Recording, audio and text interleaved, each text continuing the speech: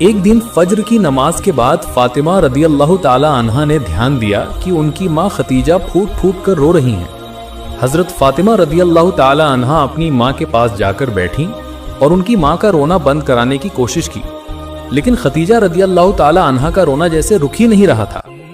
چھوٹی فاطمہ رضی اللہ تعالی عنہا جب اپنی ماں کا رونا نہیں روک پائیں تو وہ اپنے ابا کو ڈھونڈنے نکلیں۔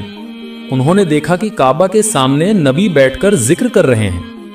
فاطمہ رضی اللہ تعالی عنہا نبی جی کے پاس گئیں اور کہا، ابا جان، فجر کے بعد سے ماں بہت زیادہ رو رہی ہیں اور ان کا رونا کسی بھی طرح سے رک نہیں رہا ہے۔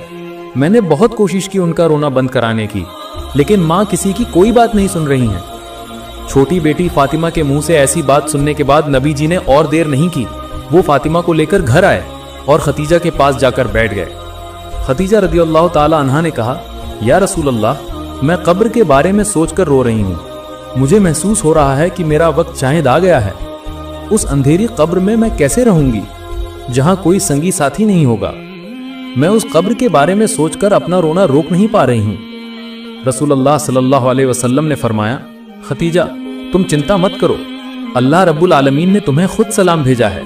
وہ مہان اللہ رب العالمین تمہاری قبر کا عذاب معاف کر دیں گے۔ نبی جی نے اس طرح تسلی دے کر خدیجہ کا رونا بند کرانے کی کوشش کی۔ اس کے بعد بھی خدیجہ کا رونا رک نہیں رہا تھا، وہ چھوٹے بچے کی طرح پھونک پھونک کر رو رہی تھیں۔ حضرت خدیجہ رضی اللہ تعالی عنہا نے کہا، یا رسول اللہ، میں نے آپ کے ساتھ 25 سال گزارے ہیں، کبھی بھی کسی چیز کے لیے آپ سے ضد نہیں کی، آپ نے جو دیا اسی سے میں سنتشٹ تھی۔ آج میں آپ سے 3 چیزیں مانگوں گی، کیا آپ مجھے دیں گے؟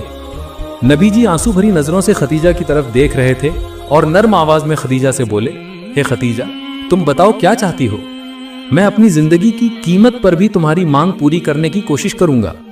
حضرت خدیجہ رضی اللہ تعالی عنہا نے کہا، پہلی مانگ یہ ہے، میں نے آپ کا پرانا ایک جبہ دھو کر صاف کر کے رکھا ہے، جب میں انتقال کروں گی تو آپ وہ پرانا جبہ میرا کفن کا کپڑا استعمال کیجیے گا، آپ کے پرانے جبے میں مجھے لپیٹ کر دفن کیجیے گا۔ نبی جی نے فرمایا، ہے خدیجہ، ایسی غیر مناسب مانگ کیوں کر رہی ہو؟ تمہارے انتقال کے بعد میں اپنے پرانے جبے سے تمہیں کیوں دفن کروں گا؟ اس سے تو مکہ کے لوگ کہنے لگیں گے کہ ایک اثردار اور دھنی مہیلا جو کبھی مکہ میں سب سے بڑی دھنی ویاپاری تھی، اس مہیلا کی موت پر ایک نیا کپڑا بھی نہیں ملا، شوہر کے پرانے جبے میں اسے دفن کیا گیا ہے، تم ایسی مانگ کیوں کر رہی ہو؟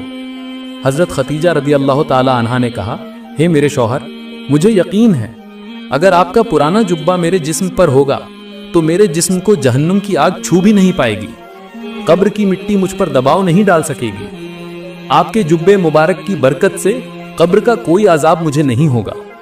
رسول اللہ صلی اللہ علیہ وسلم نے فرمایا، خدیجہ، تم جیسا چاہتی ہو ویسا ہی ہوگا، میں اپنے پرانے جبے سے ہی تمہیں دفن کروں گا۔ دوسری مانگ یہ ہے، جب مجھے قبر میں اتارا جائے گا آپ اپنے ہاتھوں سے مجھے گود میں لے کر قبر میں اتاریے گا۔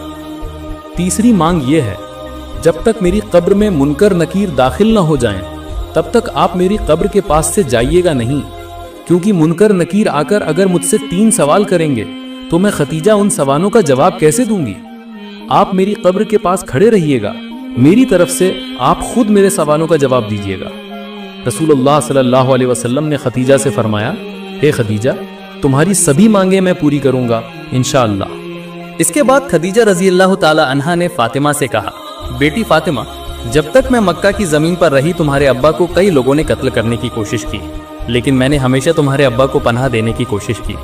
میں نے تمہارے ابا کے دعوت کے کام میں سہیوگ کیا، اسلام کے پرچار کے کام میں تمہارے ابا کو ہمت دی، سکھ دکھ میں ہمیشہ تمہارے ابا کے ساتھ رہی۔ میں تمہارے ابا کو تمہارے سپرد کر رہی ہوں، تم اپنے ابا کو پناہ دینا، جیسے ایک ماں اپنے بچے کو پناہ دیتی ہے ٹھیک اسی طرح تم اپنے ابا کو پناہ دینا، تمہارے ابا کے سکھ دکھ میں ہمیشہ تم ساتھ رہنا۔ اس کے بعد خدیجہ رضی اللہ تعالی عنہا کا انتقال ہو گیا۔ خدیجہ کی اچھا کے مطابق نبی جی نے اپنا پرانا جبہ مبارک خدیجہ کو اڑا دیا اور خود خدیجہ کی جنازہ پڑھا کر خدیجہ کو اپنے ہاتھوں سے قبر میں اتارا۔ خدیجہ رضی اللہ تعالی عنہا کے دفن ہونے کے بعد سبھی لوگ وہاں سے چلے گئے، لیکن رسول اللہ صلی اللہ علیہ وسلم وہیں کھڑے رہے۔ حضرت ابوبکر رضی اللہ تعالی عنہ نے کہا، یا رسول اللہ، سبھی تو چلے گئے ہیں، آپ بھی گھر چلیے۔ نبی جی نے فرمایا، ابوبکر، میں گھر نہیں جاؤں گا، جب تک منکر نکیر اس قبر میں نہیں آتے تب تک میں گھر نہیں جاؤں گا، کیونکہ میں نے اپنی خدیجہ کو وعدہ دیا ہے उनकी कब्र के तीनों सवालों के जवाब मैं देकर जाऊंगा।